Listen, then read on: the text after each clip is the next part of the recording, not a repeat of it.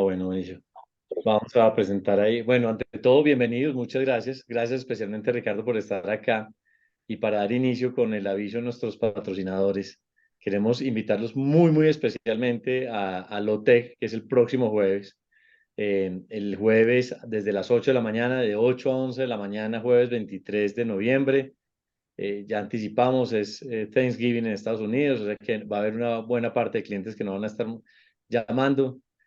Tecnología 2024, innovación en los servicios legales. Queremos hacer algo que tomemos decisiones ya en materia de tecnología. Digamos, no queremos hacer algo especulativo de qué va a venir en 10 años o en el futuro, sino cuáles son las decisiones que las firmas y las personas tenemos que tomar de cara a 2024. Y la invitación, es verdad que el panel es fantástico, se ha hecho un esfuerzo enorme, tanto la Cámara como el Lexlatin, que es nuestro por segundo año nuestro acompañante en este proceso. Andrea Miskowski, más allá de Interalia, que podemos decir mucho, Andrea fue directora de innovación de Dentons para Europa durante varios años. Ha trabajado en distintas firmas de abogados, Clifford Chance, ha participado activamente en el mercado de servicios legales en temas de innovación. Fue nominada en el año pasado en dos ocasiones a la abogada más innovadora o a la líder de equipos innovadores más destacados de Europa por Financial Times. Y nos va a hablar de los pasos de cómo adoptar los procesos de inteligencia artificial. En verdad, aprovechémosla mucho. Va a ser una declaración presencial con Andrea. Tendremos a Albert Ferré. Vamos a tener una conversación muy abierta desde el punto de vista humano y la tecnología con Albert Ferré. Albert es experto en gestión de cambio y vamos a tener ese como segundo tema bien interesante. Y finalmente vamos a tener un panel que nos llama mucho la atención porque es totalmente diverso. Vamos a tener a Daniel Lozano, es un emprendedor colombiano que ha creado la plataforma Kindworks, que realmente es realmente revolucionaria desde cómo mejorar el ambiente de trabajo con inteligencia artificial y desde los actos de bondad. Ha salido más en medio recientemente, pero Daniel nos va a contribuir y ha aceptado participar en este panel. Además, con Elin Matus, que es experta también en temas de competencia, temas de regulación, y con José María de la Jara, peruano, que trabaja, es experto en operaciones legales. Entonces los esperamos muchísimo, totalmente abiertas las inscripciones, creo que ya estamos por encima de los 300 inscritos, pero queremos aprovechar mucho este momento para las firmas. Entonces, ante todo, cerrado el espacio promocional, le damos la bienvenida muy especial a Ricardo Vélez, desde que hace un tiempo invitamos a Ricardo a que nos hablara de sus experiencias desde maratón, de que habláramos, oiga, cómo es la carrera, cómo es una maratón, porque siempre hay símiles entre el deporte y la actividad profesional. Carrera profesional, maratón, yo soy de los convencidos que a los 100 metros planos y es de los temas que yo le digo a los abogados, sobre todo cuando estaba empezando, aquí nos preparamos para maratones, no para correr los 100 metros, y creo que ese parte del ejercicio físico, del trabajo y las lecciones del deporte, con esta magnífica oportunidad, Ricardo de Quip, está hoy. Bienvenido, Ricardo, muchas gracias, y aquí el auditorio es todo tuyo y en la forma que queramos hablar, si quieres que hagamos preguntas espontáneas o que haya espacio para el final de preguntas también. Bienvenidos en la forma que quieras manejar el auditorio. Bienvenidos a todos y muchas gracias por acompañarnos. Muchas gracias, Andrés. Claudia, ¿alguna intervención tuya o arranco? No, adelante y si quieres, Julián, ya puedes compartir pantalla. Perfecto. No, entonces arranco diciendo que las preguntas que vayan teniendo, me encantaría que me las vayan haciendo cuando las tengan, cuando les surjan y que me interrumpan las veces que quieran. Eso me encantaría y veo que pues, hay muchos maratonistas en el auditorio, entonces sé que van a ser muy oportunas. Arranco diciendo que esto empezó con una llamada que me hicieron Claudia y Andrés en septiembre de este año y me propusieron hacer este conversatorio con este tema de la maratón. No sé por qué fue tan oportuna, fue una semana justo después de yo haber terminado mi primera maratón. Probablemente fue porque Andrés estuvo unos días antes aquí en la oficina, conversamos un rato y terminamos hablando de eso, pero fue una conversación muy oportuna. Me pusieron esa tarea y tengo que decirles que hace mucho tiempo yo no tenía una tarea que me diera tanta emoción, que me diera tanto gusto completar. Entonces empecé, con la ayuda pues, de mucha gente, empezamos a preparar esta charla para hacerla agradable, que fue un tema un poquito más ligero, que nos sacara un poquito de la cotidianidad. Y tuve dos objetivos para hacer esta charla. La primera es de verdad poder transmitir esa emoción que me generó la llamada de Claudia y de Andrés. Y el segundo objetivo me lo voy a guardar para el final. a ver si soy capaz de transmitirlo y de cumplir. Al final se los cuento.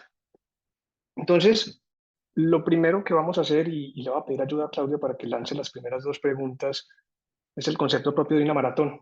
Entonces, Claudia, si me puedes ayudar haciendo las primeras dos preguntas de contexto inicial.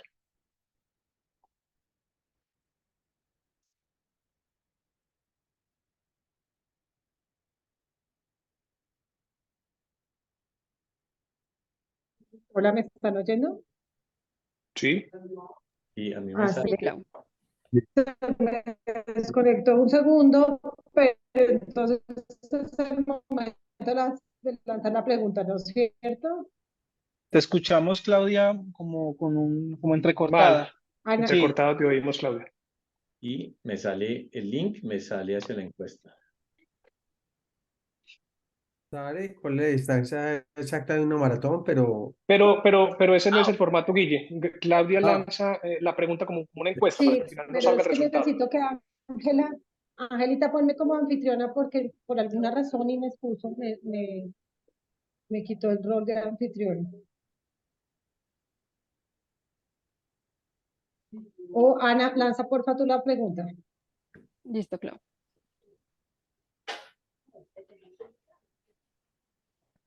mm, La primera. Ya la mandé. Ya. Entonces ok, aquí Ricardo nos invita primero que todo a contestar esta pregunta.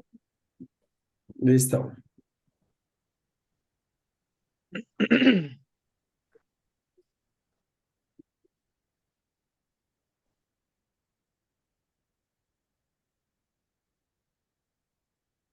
¿Alcanzaron a contestarla?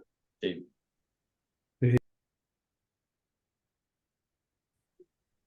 Ana, ¿puedes proyectar el resultado? Creo que todavía están en votaciones. Ok. Sí, aparece que el 74% de los asistentes han respondido. ¿En qué forma? Otra vez.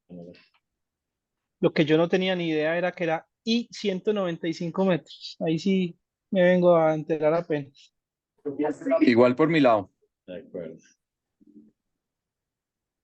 Eso es parte de lo que les voy a contar. Si son los más fáciles o los más difíciles. Después veamos. Prometo contarles esa parte. Excelente.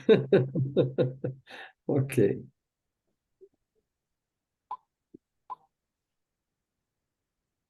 Bueno, yo creo que ya tenemos una cantidad de respuestas prudenciales. ¿Las puedes proyectar?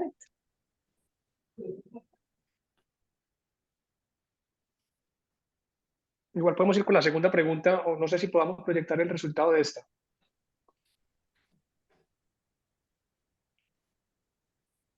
Ahí pues, se supone que ya estoy compartiendo mi pantalla. Sí. Comenzaré para que sea más fácil.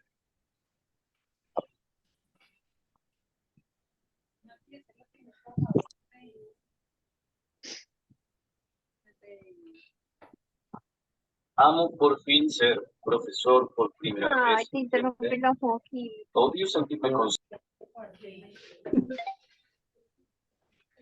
Sí, ahí la ven. A mí me sale Teams, cambiar ahora.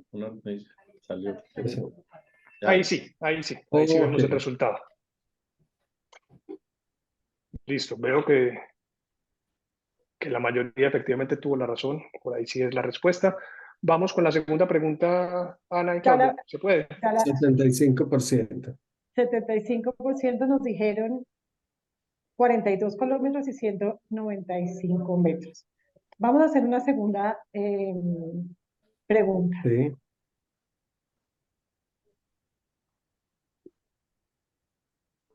Listo. Y la pregunta dice, ¿cuál es la extensión aproximada de la ciudad de Bogotá de sur a norte? Y las opciones de respuesta son 25 kilómetros, 33 kilómetros, 35 kilómetros, 40 o 43 kilómetros. ¿Ustedes están pudiendo votar?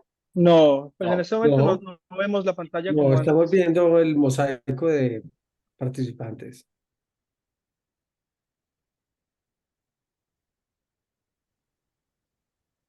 Ahí sí. Ahora sí. Ok. Desde Bueno, Bogotá, del entiendo. sur al norte. Bueno, Parece que está difícil, pero veo todavía pocos votos. está difícil. Y entiendo que los asistentes en su mayoría son de Bogotá o están en Bogotá. Pregunta para alcalde. No lo hemos recorrido.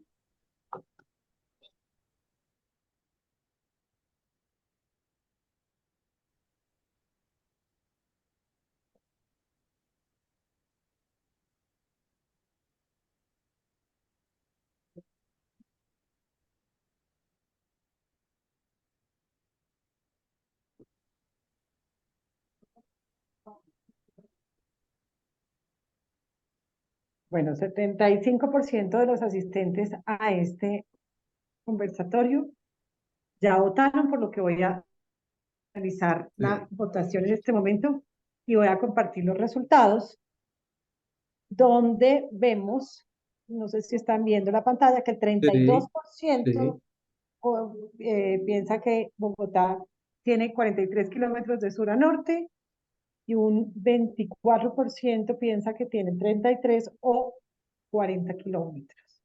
Listo, guardémonos la respuesta un momentico, Claudia. La primera, pues sí anticipo, la mayoría dio con la respuesta correcta, pero guardémonos esta. Solamente sepamos que es 43, 35, 33 las opciones más votadas. Perfecto. Listo. Entonces, seguimos. Como les decía, lo primero que yo quiero, más allá de que algunos o muchos sepan que es una maratón y por qué el nombre de una maratón, pues les voy a contar ese cuento. Y es que la explicación arranca con una leyenda y como buena leyenda hay muchas versiones de una misma. Entonces, el protagonista de la versión más conocida es Filipides. Filipides tenía la función de correo oficial en el ejército griego allá en el año 490 a.C. Y él fue enviado a Esparta a pedir ayuda cuando los persas desembarcaron en la ciudad de Maratón. Él hizo un recorrido de 240 kilómetros en 2 días para llevar ese mensaje, para pedir ayuda. Luego, más adelante, corrió 42 kilómetros desde el campo de batalla de Maratón hasta Atenas para anunciar finalmente la victoria de los griegos frente a los persas.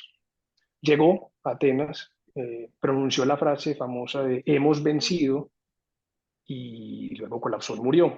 Murió por las heridas de guerra, no por el cansancio propiamente, aunque pues, tuvo que haber sido un factor que incidió, pero él murió propiamente por las heridas de guerra.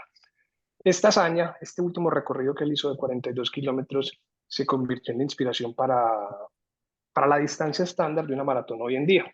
A esta historia le falta un pedacito porque cuando iniciaron los Juegos Olímpicos modernos en 1886 en Atenas, la distancia de la maratón no era exactamente la distancia que tenemos hoy, era ligeramente diferente. Solo fue hasta 1908, en los Juegos Olímpicos de Londres, que se adoptó la distancia actual, y es porque la familia real quería ver la salida de la maratón. Entonces se adoptó, se modificó el recorrido para que saliera del castillo de Windsor y llegara finalmente al estadio White City, y ese recorrido tuvo esos 195 metros de más. Entonces, 42.195 desde los Juegos Olímpicos de Londres en 1908 es la distancia estándar para cualquier prueba maratón. Hoy, para que se hagan una idea, y aquí yo lo enlazo entonces con la segunda pregunta que hicimos en la encuesta, es 42 kilómetros es la distancia aproximada que hay entre la localidad de Ciudad Bolívar al sur de Bogotá y el municipio de Chía por fuera, al norte de Bogotá. Bogotá tiene una extensión de punta a punta de 33 kilómetros. La distancia entonces, la respuesta correcta a esa segunda pregunta es 33 kilómetros, y para yo cubrir una distancia me tengo que arrancar del sur y me tengo que salir de Bogotá. Para los que viven en Medellín, les hago también una idea un poquito más gráfica, y es la línea A del metro que cruza el área metropolitana de sur a norte y que va del municipio de La Estrella al sur hasta Niquí al norte de Medellín, en el municipio de Bello. Esa línea del metro solamente tiene 34.5 kilómetros. Entonces, para que vayan viendo cuánto realmente es correr 42 kilómetros y cuánto realmente es una maratón. Con eso tenemos entonces que, yo creo que podemos ir una atrás, eso, que una carrera atlética, cualquiera que sea la distancia, pues habrá de 5, de 10, uno nunca podrá decir que corre una maratón de 15 kilómetros, Una media maratón es de 21.1, una maratón es 42.195 y cualquier prueba atlética por encima de eso pues será una ultramaratón. Créanme cuando les digo que hay distancias de 50, de 100, y alguna vez conocí un caso de una ultramaratón en Argentina. Se corre en un autódromo, cierran un pedazo del autódromo y las pruebas son de 6, 12 y 24 horas. 6 horas corriendo, 12 horas corriendo o 24, y ahí los participantes pueden recorrer distancias de hasta 200 y 200 y punta de kilómetros. Claro, duermen, comen, descansan, pero ultramaratones de 200 y punta de kilómetros. Seguimos y hablamos un poquito de lo que son las maratones en el mundo. Y es que dependiendo pues, de la nota periodística que uno pueda leer, se dice que hay más o menos 3.000 competencias o maratones en todo el mundo, en diferentes ciudades. Pero hay una élite muy reducida, las famosas 6 major o las famosas 6 grandes maratones. Creo que aquí hay algunos que han participado en ellas. Y se organizan en Tokio, en Berlín, en Londres, 3 en Estados Unidos, que son Chicago, Nueva York y la más famosa de todas, que es Boston. Esta distinción de las 6 majors se ha dado en función pues, del reconocimiento que tienen estas carreras, del número de participantes que se inscriben, del número de participantes que logran terminar y en general del nivel de organización que pueden alcanzar. Hay una 7ª ciudad hoy buscando ser major, que es Sydney, en Australia. Y les confieso, este es como la aspiración máxima que puede tener un maratonista o un corredor aficionado, correr una de estas carreras o las 6. No es fácil, acceder a esas carreras no es fácil por la cantidad de gente que busca hacerlo. Principalmente Boston es la más famosa, la más codiciada. Para participar en Boston hay que lograr una marca mínima en alguna otra carrera en el mundo que tenga una certificación, dependiendo de la edad, si se es hombre o si es mujer. Hay unos tiempos mínimos que uno debe cumplir para acceder. Esa es Boston, que es la más difícil, la más codiciada. La imagen de Boston es un unicornio, entonces es común hablar de perseguir el unicornio, perseguir la clasificación a Boston y lograr correr allí. Hay otras que tienen un sistema de lotería para entrar, otras en las que se accede por obras de caridad o simplemente por intermedio de una agencia de viajes que tiene convenio pagando pues un precio mayor. Pero Boston es ese unicornio que persigue cualquier corredor aficionado. Las personas que logran completar esas 6 majors reciben, volvemos una atrás, reciben esa medalla que ustedes ven en el centro, que es la medalla de las 6 estrellas. Ese es el mundial de fútbol para cualquier corredor. Completar esas 6 medallas, correr esas 6 carreras, recibir la medalla de cada carrera y en la última te dan esa medalla. No tanta gente lo ha hecho. Hasta el año pasado creo que eran 8.100, 8.143 personas que habían logrado esas 6 estrellas, la medalla de las 6 estrellas, y solo 55 colombianos. Claro, pues que hay que invertir buena cantidad de dinero y tiempo y preparación para eso. En esa diapositiva pueden ver el récord Guinness de la familia más numerosa, por ejemplo, que ha completado las 6 carreras.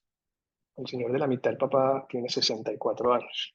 Ya van a ver que les voy a hacer una referencia con las edades de los participantes que pueden ser muy altas. Pasamos, Ricardo, hay señora, colombianos que tengan las seis medallas que se 55, pueden. 55 colombianos. 55 colombianos en la página de las World Major Marathon. Está ese número pues con nombres, con tiempos, cuánto hizo en cada carrera. Yo conozco pues un par de ellos, pero sí, son solo 55 colombianos los que han completado esas De 6 carreras y 8.000. las 6 medallas. De 8.100, sí.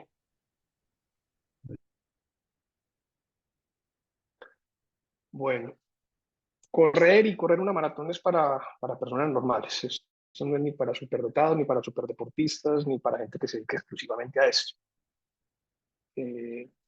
La gente que yo conozco y que corre tiene obligaciones familiares y tiene obligaciones personales. Trabajan. Si pasamos una diapositiva, les voy a mostrar cómo en varias de las grandes carreras y en Medellín y en Bogotá pueden ver la relación que hay entre corredores aficionados y corredores de élite. la fracción de, es decir, la cantidad de corredores de élite es una fracción minúscula frente a los corredores aficionados. En realidad los corredores aficionados son la razón de ser de estas carreras, se sostienen por esos corredores aficionados y no son hechos para los corredores de élite, más allá de que ellos son los que ganen y los que ponen los récords, pero es la gente normal la que va a correr allá. Entonces, salvo los corredores de élite, que son muy poquitos y que uno no los va a ver en el día a día, la gente que corre es la gente que trabaja, la gente que tiene una familia, la gente que tiene obligaciones, y es principalmente en función de esas obligaciones que uno escoge si entrena en el día o entrena en la noche. Yo particularmente lo hago en la noche, yo no soy capaz de hacerlo por la mañana, pues para mí es mentira que si uno entrena y queda activo todo el día, ¿no? Tendría sueño a las 11 de la mañana. Pero conozco mucha gente que prefiere hacerlo en la mañana, y en la mañana es muy temprano. Van a las 4 de la mañana, están en la pista y hacen sesión de entrenamiento de hasta de 2 horas. Ya se imaginarán a qué hora se despiertan. Y conocí un caso muy particular, que es un familiar de mi esposa, de Daniela, creo que ya está por aquí conectada. Y es una persona que vive en Estados Unidos, él es un alto ejecutivo, que tiene un cargo importante en una empresa, está casado, tiene 3 hijas y es maratonista. Y me contaban que cuando se acerca la maratón y los entrenamientos son cada vez más largos, entrenamientos de hasta 30 kilómetros, y los hacen en una banda caminadora, y los hace de 11 de la noche a 1 de la mañana, cuando ya la esposa se durmió y cuando ya jugó con las hijas, ya hizo tareas con las hijas, y él se monta en una banda y de 11 de la noche a 1 de la mañana, pues es un entrenamiento de 3 horas, 3 horas y media. Cualquiera que se haya montado en una banda, cualquiera que haya caminado en el gimnasio, vas a ver lo monótono y lo tedioso que es estar ahí más de 10 minutos. Entonces ese para mí es el ejemplo, de verdad lo pienso cuando yo tengo pereza de salir a entrenar o de salir a correr, yo pienso en ese caso. Para mí es increíble pues, la disciplina y hasta el amor que puede tener una persona por esto. Ricardo, si lo sabes, ¿por qué esa élite es predominantemente africana? Sabes que no lo sé, pero es reciente. Es reciente. Los japoneses entiendo que por mucho tiempo también dominaron, pero, pero ahí sí que ya me entro en discusiones que no conozco de por qué Etiopía y principalmente Kenia tienen todos los récords. Kenia, por lejos, pues es el país con más corredores que hay, y luego viene Etiopía y Japón, entiendo, completaría ese podio, pero no sé exactamente la razón por la cual sean participantes africanos. Curiosidad, gracias. Otra cosa que yo he visto, y esta pues sí es percepción mía, es que es un deporte al que llega la gente después de los 25 o los 30 años. Uno no ve gente joven corriendo, pues uno no ve gente de 18, 19 años corriendo. Yo intenté jugar fútbol toda la vida, me gustaba jugar fútbol, y cuando el fútbol me dejó, yo no dejé el fútbol finalmente me dejó a mí y empecé a correr. Empecé a correr después de los 25, de los 20, 22 años empecé a correr. Yo inclusive en el colegio pensaba que correr era muy aburrido. El famoso test de Cooper que nos ponían era una prueba supremamente tediosa, y ese día pues uno no quería ir. Pero ya pues me encanta correr. Pero más allá de que los jóvenes no se interesen mucho en esto, para mí lo más llamativo son las edades máximas con las que las personas logran terminar estas maratones. Y en esa diapositiva, la última maratón de Nueva York, que pasó muy poco, hace 15 días, en los hombres hubo un participante que a sus 83 años terminó la prueba, y en las mujeres hubo participantes de 80 años que la terminaron. Perdón, ustedes me oyen bien porque está cayendo un aguacero muy grande aquí. Sí. Bueno. Sí. Otra cosa que rescato de correr y de correr pues cualquier prueba atlética es que es diferente a cualquier otro deporte en la medida que uno va a poder compartir el mismo escenario y el mismo tiempo, de verdad, con los mejores del mundo. Quien haya corrido, por ejemplo, la maratón de Berlín este año, en septiembre, pudo correr con Tigis Tasefa, que puso el récord, hasta como me decía Andrés, el récord femenino en 2 horas 11 minutos. Y lo mismo pasó con quien haya participado en la maratón de Chicago en octubre. Ahí Kelvin Kiptum de Kenia rompió el récord que antes tenía Eliud Kipchoge, también de Kenia, y lo puso en 2 horas 00 con 35 segundos. Insisto, para que se hagan una idea de lo que es correr a ese tiempo. es correr a 21 kilómetros por hora por 2 horas. Si ustedes buscan en internet van a ver un montón de videos de gente normal intentando correr en una banda a ese ritmo. Todos se caen a los 15 o 20 segundos, no aguantan. Y este señor corre 2 horas exactas a ese ritmo. Hay algo más y lo van a ver en algún momento. Eliud Kipchoge hizo una prueba, pues todo fue armado para él, con tecnología, le pusieron unas liebres y él logró batir la maratón y lo hizo en 1 hora con 59 minutos y 40 segundos. Ese récord no es oficial, no se hizo en carrera y en realidad se hizo en un circuito como de 9 kilómetros. Entonces, si bien alguien ya corrió por debajo de las 2 horas, para efectos del récord mundial, tiene que ser avalado y el récord avalado es de 2 horas. Entonces, como les decía, uno está con los mejores del mundo en una carrera, uno corre al lado, pues si bien están más adelante y uno no los va a ver directamente, pero uno corre la misma carrera de los mejores del mundo. Difícilmente uno en otro deporte va a poder decir que jugó un partido con Maradona en la Bombonera o que disputó una etapa del Tour de Francia con Miguel Indurain o con Eddy Merckx. Eso no pasa, eso solo pasa aquí. Si vamos a otra, quiero destacar algo que también pues, podríamos hacer un paralelo con la vida profesional y es lo diferente que es correr acompañado o correr solo. Uno pensaría que esto es muy solo y creo que alguna vez en una reunión del consejo alguien dijo, es que uno podría escribir un libro en una carrera de estas, y tanto que piensa. Puede que sí, pero cuando uno corre acompañado, la sensación es diferente. Entonces hay 3 corredores, los que corren solos y sin entrenador. Otros son los que tienen un entrenador personalizado y un tercer grupo, y este es el que yo me quiero enfocar, es los que corren en un equipo, los que hacen parte de un equipo de corredores y entrenan con ellos. Aquí es gente que se junta a entrenar, sin aspiraciones ni de ser profesionales, ni de ganar una carrera, porque pues, uno nunca va a ganar una carrera de estas. Uno jamás va a quedar de primero en la maratón de Medellín y en la maratón de Berlín. Eso no va a pasar. Y yo puedo decir, de verdad, que formar parte de un equipo de corredores, que hay muchos, en muchas ciudades, es la forma más segura de que uno pueda correr y hacerlo sostenible en el tiempo. Y uno no se desanime a la semana 2 y lo abandone. Porque principalmente cuando uno corre solo y uno no tiene ganas de correr, pues no sale de la casa y no pasa nada. Pero si uno tiene un grupo al lado de uno acuerda salir a correr, pues uno le va a dar pena no salir. Y esa motivación, esa presión social sirve y va a hacer uno salir a correr. Es un escenario dentro de esto de correr acompañado. Son las liebres de carrera o los pacers, como se dice en inglés. Y es que además de los equipos en las carreras, son los corredores que se hacen visibles con unos globos, ponen el tiempo que van a hacer en la carrera y son corredores experimentados que hacen una promesa, le hacen una promesa a los que están al lado y es, venga, yo voy a ser capaz de llevarlo a usted en 3 horas, en 3 horas y media, en 4 horas. Entonces, tienen un compromiso grande con los que se hacen al lado. Porque entonces, deben ser capaces de tener un ritmo continuo, no correr mucho al principio, correr mucho al final y caer en un valle, ser capaces de sostener un ritmo continuo y llevar a una persona a un ritmo prometido. Eso es muy difícil. Y eso exige un compromiso y una responsabilidad grande con un grupo de personas que confían en ese peso. Alguien me dirá, hombre, que eso no es tan importante. Y aquí yo busqué la forma de incluir una frase que siempre me ha gustado de Jorge Valdano, el futbolista, ahora es escritor, quedó campeón con la Argentina en el 86.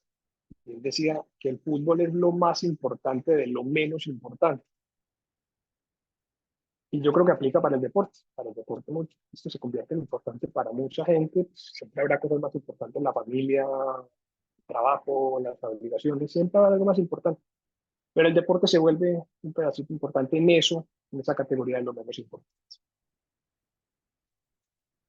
Entro aquí ya en la parte personal a desarrollar lo que es simplemente la charla y cómo fue entrenar para esa maratón, cómo es el proceso para llegar a finalmente uno ponerse pues en una línea de meta y correr 42 kilómetros. Y arranco entonces con 2 preguntas que va a lanzar Claudia y con un video que espero que nos funcione. Buenísimo. Y en este momento entonces voy a lanzar la pregunta 3. ¿Me confirman si la ven? Sí, claro. La pregunta dice, ¿ha participado en una carrera Sí, atlética Claudia, sí lo antes? vemos. Ok. Y yo ya veo que aquí ya están volando las votaciones.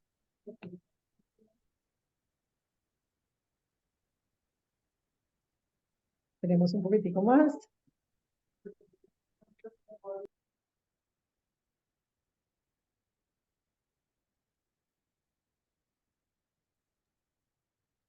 Bueno, y con el 80% de las respuestas, el 63% no ha participado y un 38% por ciento sí ha participado. Es decir, somos un poco quietos.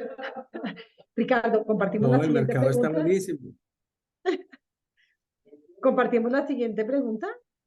Por favor, Claudia, vamos con la segunda pregunta. Un momentico, reiniciar la votación. Sí. La pregunta dice, si la ven, ¿ha pensado en participar en una carrera? ¿Sí o no?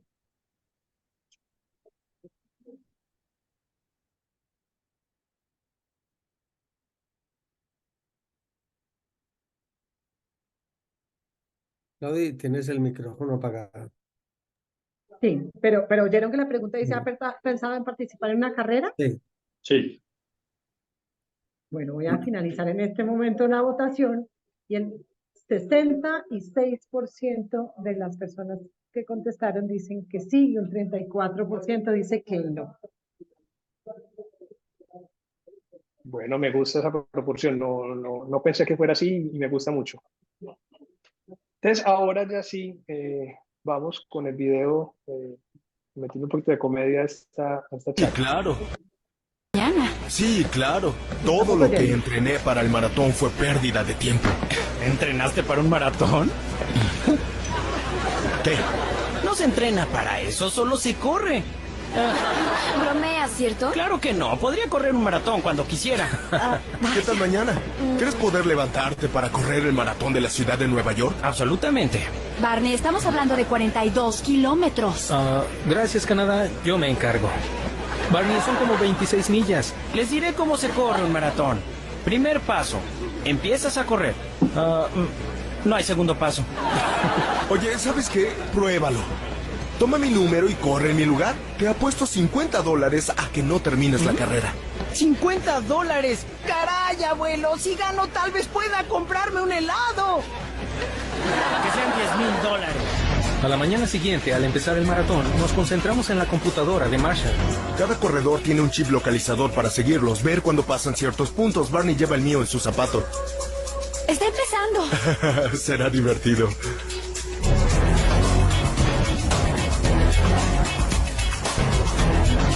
Vaya, está pasando el segundo punto de revisión. Esto de seguirlos es asombroso. Cuando nos casemos usas uno de esos. Mira su tiempo, es impresionante. Seguramente está haciendo trampa. Sabía que lo veríamos. Haría lo que fuera para ganar una apuesta. Parece que Barney estará corriendo sobre el puente Queensboro y llegará a la avenida 1 en 1 hora más o menos. Pero no creo que sea él, sinceramente. ¡Sí es él!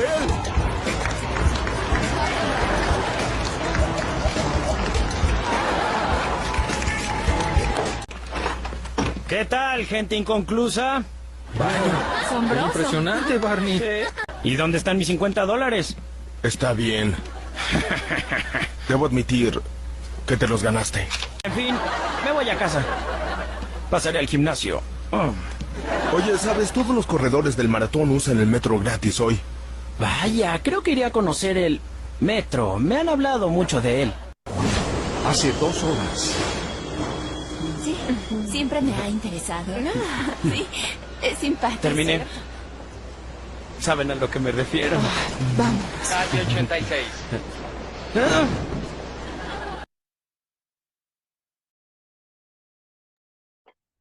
Bueno, eso es exactamente lo que no es correr una maratón y lo que no es preparar una maratón.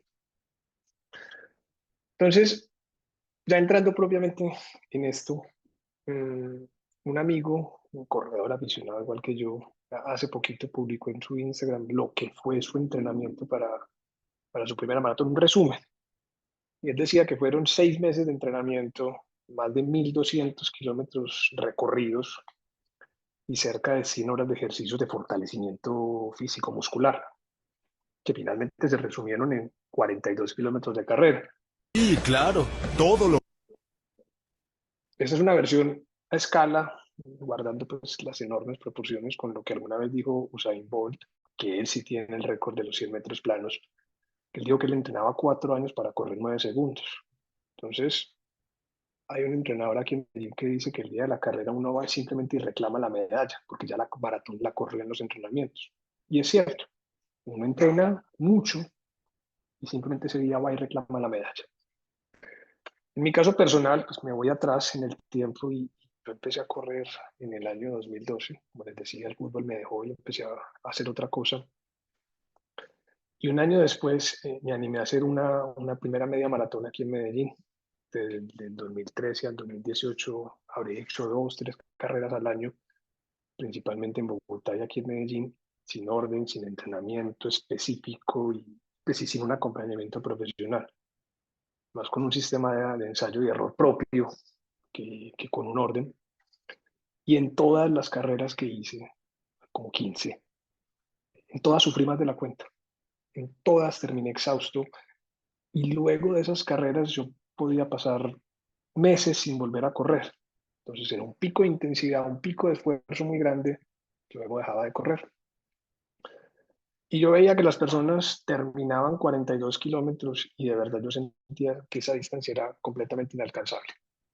Y la lógica para mí era muy sencilla, y es que si yo después de 21 kilómetros terminaba como terminaba, con ese cansancio, con ese agotamiento, con ese desgaste, pensar que en una carrera me faltaban 21 kilómetros más, pues eso era un escenario impensable. No, no. Y ahí es donde entonces entra Guillermo Villegas, distinguido miembro de esta cámara, maratonista experimentado, y él me decía, Ricky, es que entrenar y correr una media maratón es mucho más difícil que entrenar y correr una maratón. Yo pues no le entendía lo que me quería decir, no le creía, pero tenía razón. Luego, más adelante, en 2018, en octubre, con un grupo de amigos decidimos inscribirnos a la primera edición de la Media Maratón del Mar en Cartagena. Hubo algunos problemas de organización, pero en general la carrera fue muy bonita. Sobre todo la salida del puerto de Cartagena a las 5:30 es absolutamente imponente. Creo que es lo mejor que he visto en mi vida. Pero lo que no fue imponente y lo que no fue increíble fui yo. Fue el rendimiento mío y la experiencia que tuve en la carrera. Yo no corrí esa carrera, yo sufrí esa carrera. La sufrí de punta a punta. Y una cosa es sufrir en Medellín o en Bogotá y otra cosa es sufrir una carrera en Cartagena con el calor y la humedad. Terminé, no sé cómo, de alguna forma logré terminar, aunque quise pedir un taxi 10 veces. Pero esa experiencia hizo que yo dejara de correr 3, 4 años. La pandemia pues también hizo lo suyo porque no había carreras, pero yo dejé de correr. Sufrí tanto que dejé de correr y esto no lo puedo repetir, yo no quiero volver a hacer esto. Pasó la pandemia, cancelaron todas las carreras, las volvieron a retomar y yo vi que mucha gente estaba volviendo a correr y que estaban como de moda un montón de equipos de corredores o de clubes de corredores promocionándose en redes sociales y me gustó ese concepto. Entonces decidí volver a correr, me inscribí en una carrera y vi que en esos equipos pues ofrecían planes para cualquier corredor, no solo para los experimentados, no solo para los que corrían mucho, sino para cualquiera, para el que estaba empezando inclusive. Entonces mi esposa y yo entramos. Y no les exagero cuando les digo que entrar a un equipo de verdad cambió la experiencia completamente. Ahí aprendí yo que hice la relación y es que tener progresión y constancia no solamente es importante en la vida profesional, en el deporte se da muchísimo. Entonces esa progresión y esa constancia que faltaron en la primera etapa, pues entraron acá.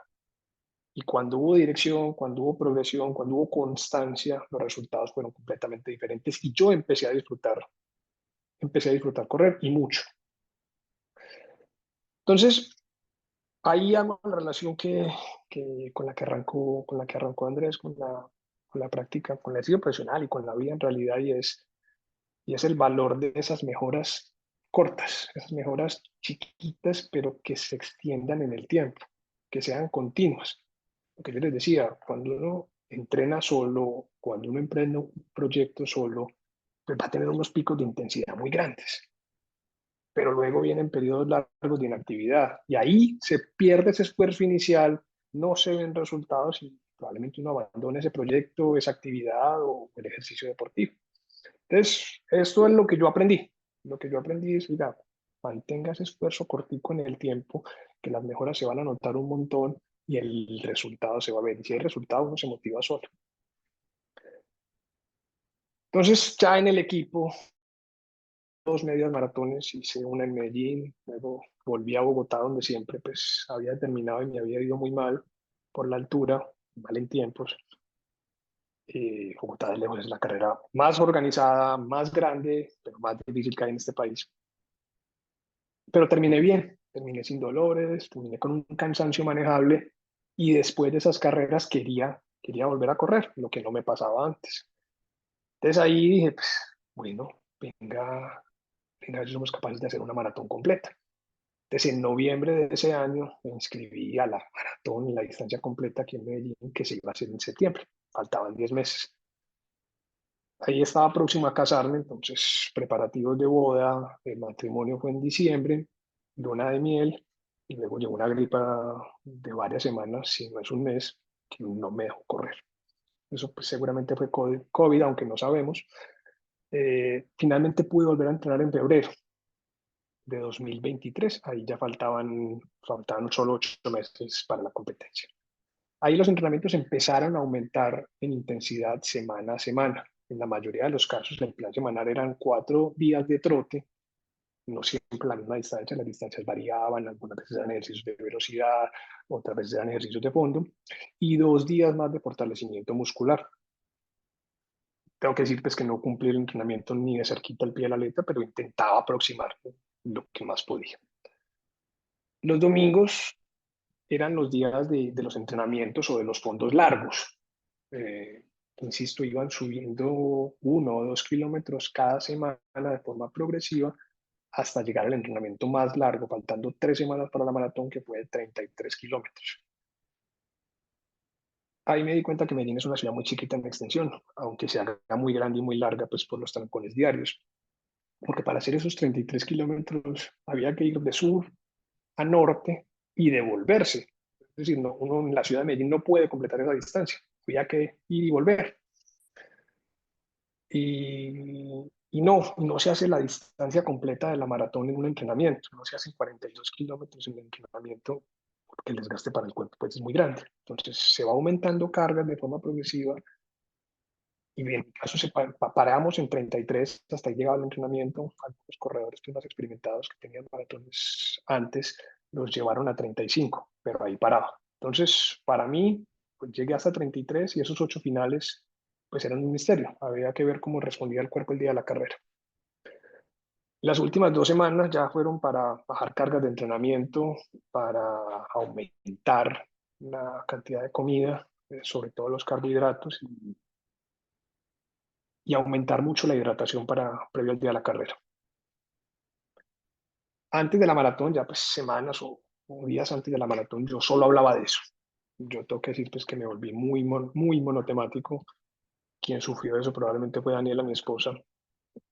Claro que también para ella pues fue un descanso que yo dejara de hablar de fútbol y dejara de hablar de un equipo de aquí de Medellín que normalmente pues decepciona a sus hinchas.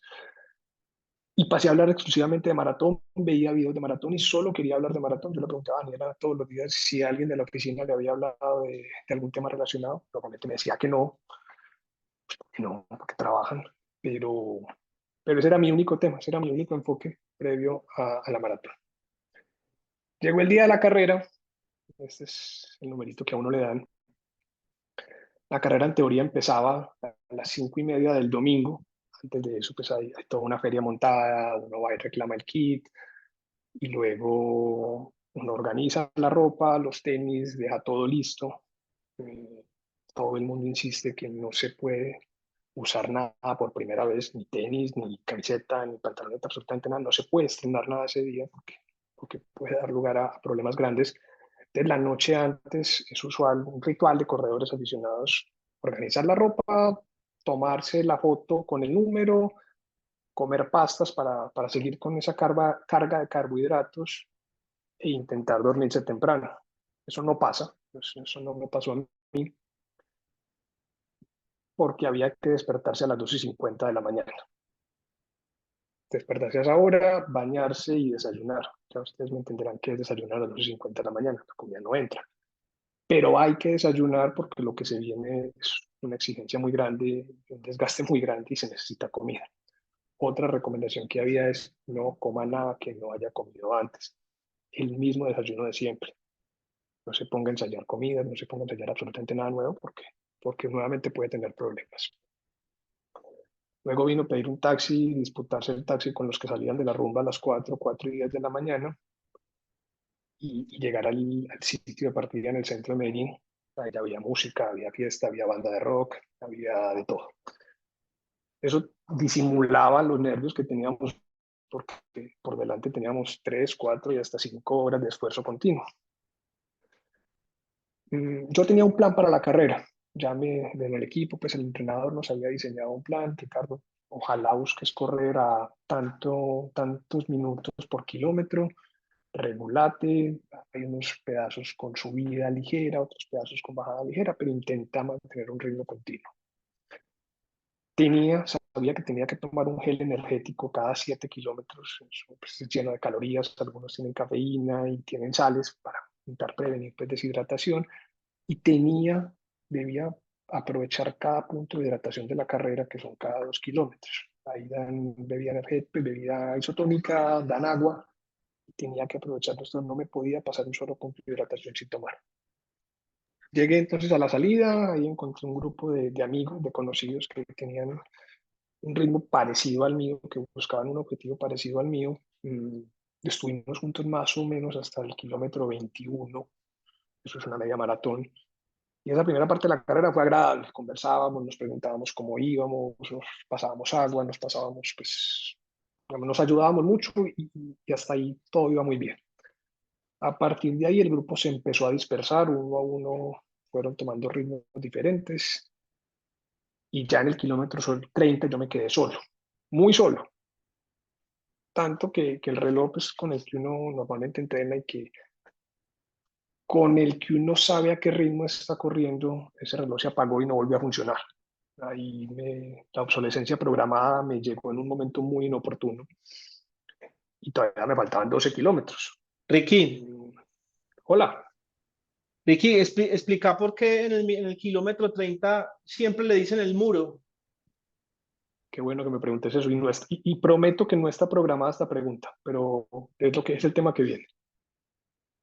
No es comité de aplausos, ese es el tema que viene. Y entonces todavía me faltaban 12 kilómetros. Es más o menos una hora de carrera al ritmo que yo tenía, pero pues ya no me podía guiar por el reloj. Y enlazo con la pregunta de Ricardo, insisto, no es comité de aplausos. Entre los corredores aficionados es muy famoso hablar del muro. Y el muro aparece en algún punto entre el kilómetro 30 y el kilómetro 35. Ahí ya hay mucho cansancio, ahí hay un desgaste grande, porque puedes llevar 2 horas y media, 3 horas de carrera, te falta mucho.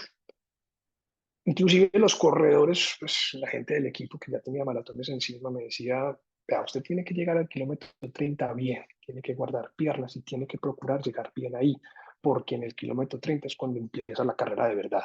Hasta ahí es otra cosa, pero usted tiene que terminar bien, tiene que llegar bien al 30, porque si ya tiene desgaste en el 30 va a sufrir mucho en los últimos 12. Y en la maratón de Medellín, desde el kilómetro 28 hasta el 41, es una recta de verdad interminable, una recta continua. Para los que conocen la ciudad, arranca en el municipio, ahí da la vuelta a la carrera en el kilómetro 28 y se devuelve desde el municipio de Sabaneta, eso es al sur de Medellín, se va por toda la avenida Las Vegas, recto, continuo, hasta la calle San Juan, en todo el centro de Medellín. Y ahí yo vi el muro. No lo sufrí, afortunadamente yo no lo sufrí, pero me di cuenta que era el muro porque había muchos corredores cojeando, tirados en el piso, deshidratados, con calambres. De verdad parecía una película zombie. El escenario era triste porque tampoco había gente que apoyara. Era un pedazo muy solo, con mucha gente tirada en el piso. Ese es el muro. Vi el muro y fue un pedazo muy difícil de la carrera porque ya yo también estaba cansado y se hacía difícil ver eso. Luego en el kilómetro 34 yo tuve un golpe de motivación porque me di cuenta en ese momento que esa era la mayor distancia que yo ya había corrido. Como les dije, en el entrenamiento yo llegué hasta 33 kilómetros y tenía pues como esa duda de cómo iba a responder el cuerpo después del kilómetro 33. Pero cuando me viene 34 dije, Wilson, estoy bien, me falta mucho, pero saber que estaba rompiendo un límite, pues me sirvió mucho mentalmente. Ya en el kilómetro 36 empecé a ver mucha gente, porque esa parte del recorrido ya la compartíamos con los participantes de la media maratón. Entonces, ahí había mucha más gente y había mucha más gente animando. Ustedes no saben lo importante que es eso. Si pueden en algún momento salir a la calle y animar a cualquier corredor en la media maratón de Bogotá, donde sea, ustedes no saben lo útil que es eso.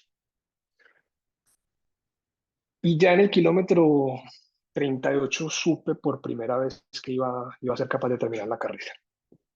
No solo porque ya la meta estaba muy cerquita, sino porque sabía que mi esposa iba a estar a 500 metros de la meta, de la meta. Ella terminaba su media maratón y sabía que ella iba a estar ahí. Entonces la motivación ya sí fue impresionante.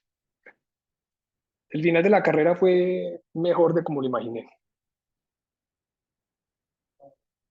Al final es una glorieta en la calle San Juan. La glorieta tiene 5 carriles, pero la cantidad de gente era tal que solamente quedaba un carril libre. Y por ese carril pasaban los corredores que terminaban sus últimos 100 metros. Yo no les voy a decir mentiras, pero uno se siente como terminando una etapa del Tour de Francia con final en Puerto de Montaña. Yo sé que es exagerado, pero la emoción fue muy grande. Insisto, yo no vi a nadie más que a Daniela. Mucha gente estaba ahí, dicen haberme visto, y yo sé que no van a creer, pues sí, porque ella está aquí presente. Pero la única cara que yo pude reconocer fue la de ella. Había un montón de gente me dijo después, Ricky, yo te vi, yo te grité, yo te animé, vos me viste y vos me gritaste. Probablemente sí, pero no lo reconocí. Luego los últimos 200 metros que deberían haber sido de trámite, pues no fueron porque por lo que uno grita, por el ritmo que uno aumenta y por el cansancio que ya tenía, pues casi me da un calambre, casi me toca pues abandonar en ese momento, pero finalmente terminé. Ya faltaba pues muy poquito y ya no podía uno abandonar. Ahí luego de reclamar la medalla, desorientado, había un montón de gente alrededor, algunos con sonrisas, otros llorando, yo no me acuerdo yo cómo estaba, algunos con auxilio de los médicos porque llegaban muy mal, hay gente que llega muy mal. Y ahí apareció, no sé cómo, Ricardo Jaramillo, mi socio. Él dice que estaba atrás en la glorieta y que fue uno de los que me vio. Yo no lo vi, pero él tuvo tiempo supuestamente de terminar su carrera, su media maratón, verme en la glorieta y recibirme en la meta. Ahí me llevó de alguna forma, dice que estaba muy desorientado yo, me ayudó a sentarme, a tomarme alguna bebida hidratante y a comerme un banano. Ya lo que siguió fue encontrar a Daniela, buscar a los otros amigos que habían corrido, contarnos las mismas historias de siempre, kilómetro por kilómetro, viste este, reconociste al otro, qué tiempo hiciste, y ya, y tomarnos una cerveza pues que hacía falta. Y eso en últimas pues era una fuente de hidratación y no nos habíamos podido tomar una cerveza en mucho tiempo. Luego de eso vinieron las dificultades para caminar y para subir escaleras. Ustedes no saben lo que era bajar unas escaleras ese día. Entonces, aprovechando lo que fue eso y queriendo transmitirles lo que fuese esa dificultad, les voy a poner un segundo y último video. Ricky, antes de eso, a mí me gustaría complementar ahí porque me pareció súper teso. Voy a prender aquí mi cámara un momentico. Me pareció muy teso que cuando yo te vi entrando a la meta y pues, por supuesto yo estaba en la glorieta, después corrí como por unas partes para meterme en la meta, para recibirte. Me dio mucha impresión como la cara tuya porque lo primero, decías mucho, ¿dónde estamos? ¿Dónde estamos? ¿Dónde estamos? Y yo decía, ay, güey, madre, este man está desorientado de verdad. Y y me pareció súper fuerte. Yo pues he corrido 21 kilómetros y no me imagino cómo debe quedar uno con 42, pero la anécdota es esa, es cierta. Yo lo recibí y se me tiró pues casi que desplomado y me decía mucho, repetía mucho, ¿dónde estamos? ¿Dónde estamos? Y yo le pegaba así y yo, Ricky, Ricky, Ricky. Y sí, pues esa vaina es súper potente, de verdad. Ahí les dejo.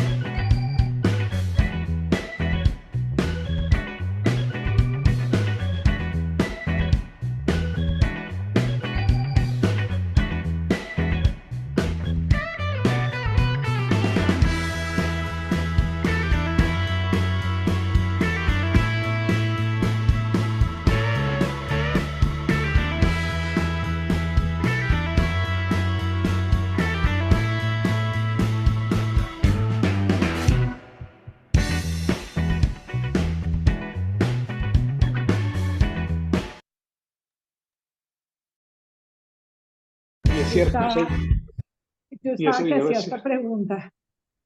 Entonces, acá la maratón y uno, ¿qué? Uno se bota en y la ese es, cama, come, llora.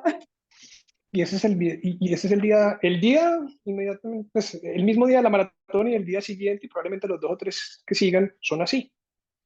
Es una sensación muy rara, Claudio, uno queda tan cansado, pero no puede dormir.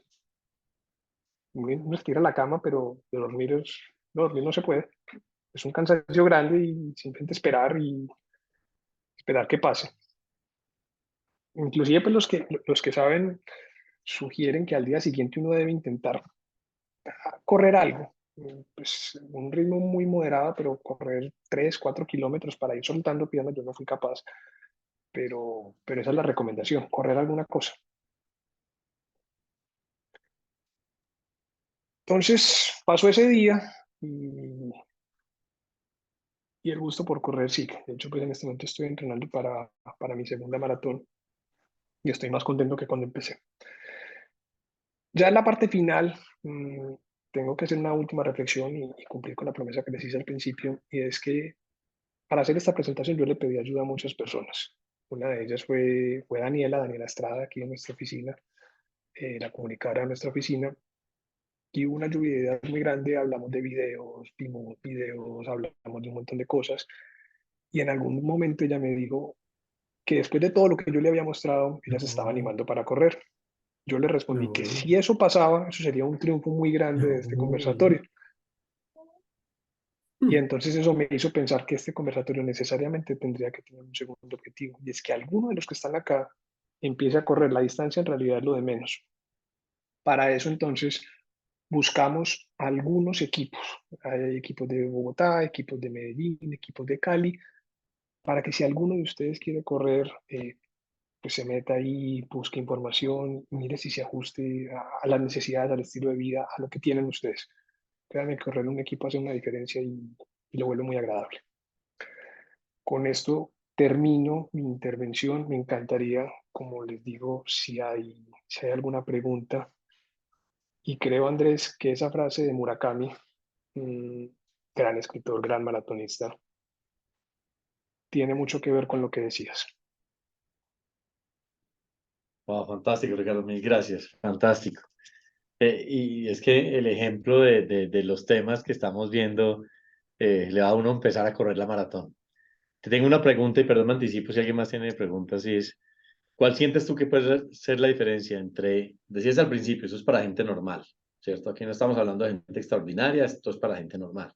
Uno oye el relato y esto no es tan normal. ¿Cuál es la diferencia entre terminar y no terminar la maratón? Mentalmente sería difícil. Y conozco casos, por ejemplo, en el equipo de nosotros hay un corredor muy rápido y se demoró mucho en poder terminar. Siempre entrenaba y hacía sus entrenamientos perfectos, y cuando llegaba a la carrera 2 o 3 veces en el kilómetro 32 tuvo que abandonar por diversos motivos. Entonces, en algún momento terminar ya se vuelve un reto con uno mismo. Es decir, uno pasa, yo llegué al 38 y dije, ya estoy al otro lado, ya estoy al otro lado, ya pues, salvo una tragedia, tengo que terminar. Pero en última, ya el cuerpo está cansado desde el kilómetro 30 a 32, y ya es simplemente mental. Es ser capaz de ir un kilómetro más y pensar, como dicen, en el kilómetro en el que estás. Después el otro se hará solo, pero pensar en el kilómetro en el que estás. Muchas gracias, Ricardo. Yo tengo otro comentario, pero no sé si alguien tenga alguna pregunta, bienvenida. Porque Andrés, digamos que en línea con lo que tú dices o con lo que preguntas, yo también creo que es mucho como el ego que uno lleva adentro o el orgullo que uno lleva adentro.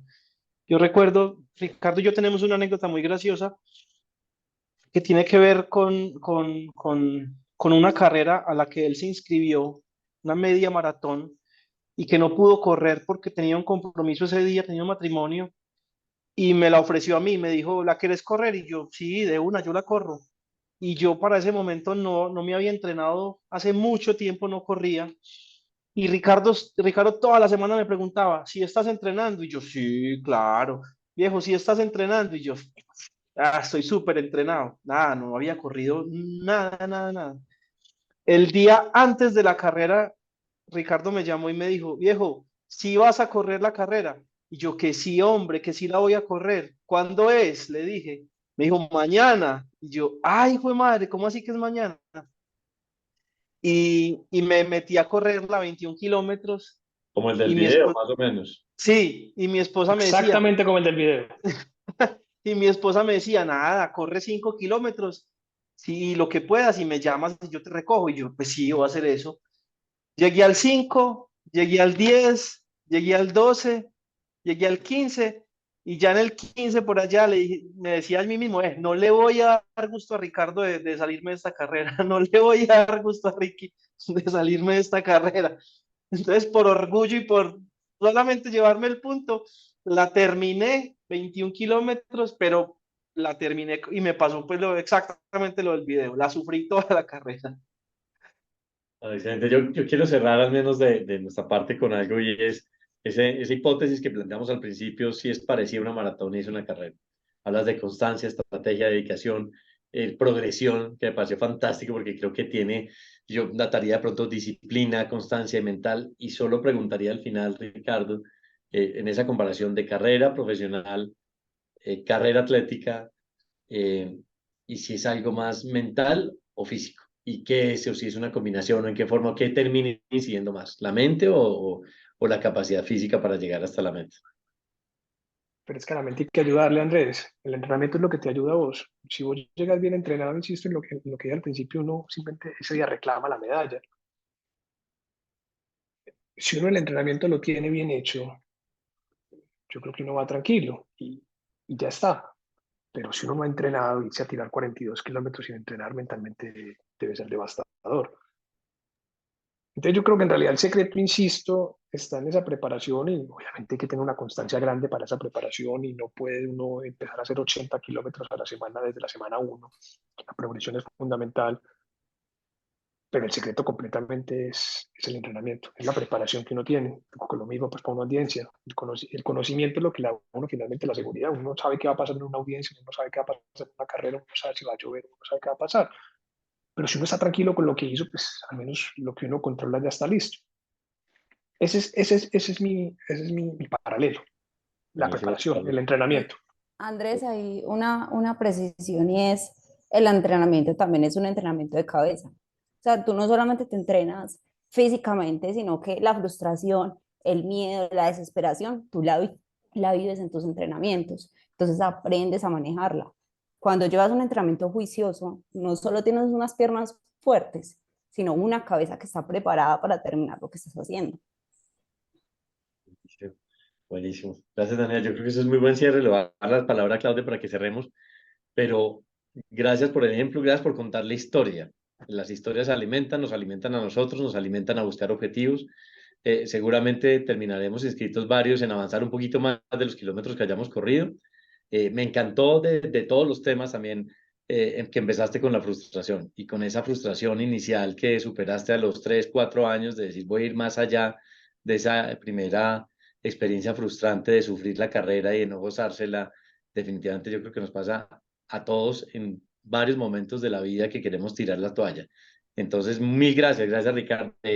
Nuestra parte de la legales, muchísimas gracias por compartir la historia, por contarla, que vengan más maratones y que la sigamos contando. Muchas gracias.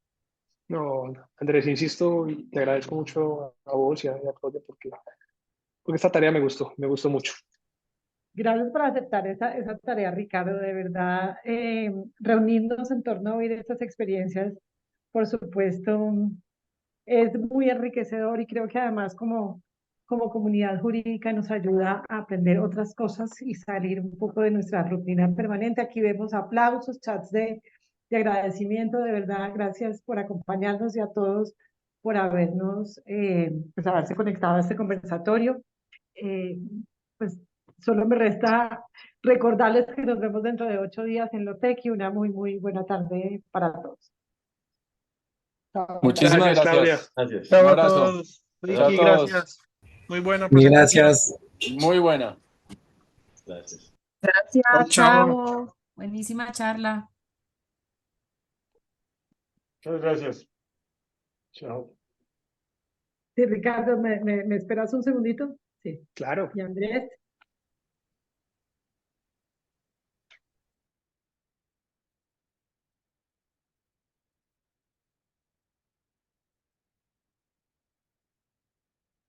Segundito, acá yo estoy. Espera.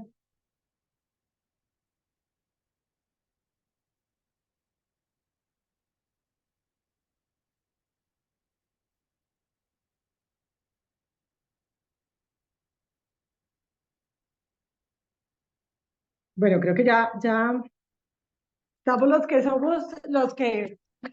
somos, todos somos, pero Ricardo, a mí me encantó. Andrés, interrúmpeme, complementa. Me pareció Ricardo, delicioso, Ya. refrescante, Sí, sí. chévere, Daniela, Sí, quédate. No, quédate, Daniela. No, sí les inspirador. gustó. Muchas gracias. Muchas gracias.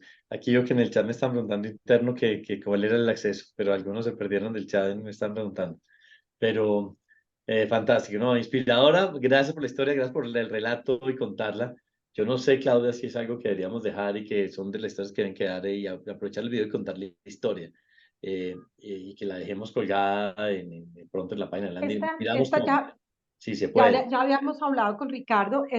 Hay unos conversatorios que son muy confidenciales, que no hemos montado el YouTube de la Andy, pero excepcionales.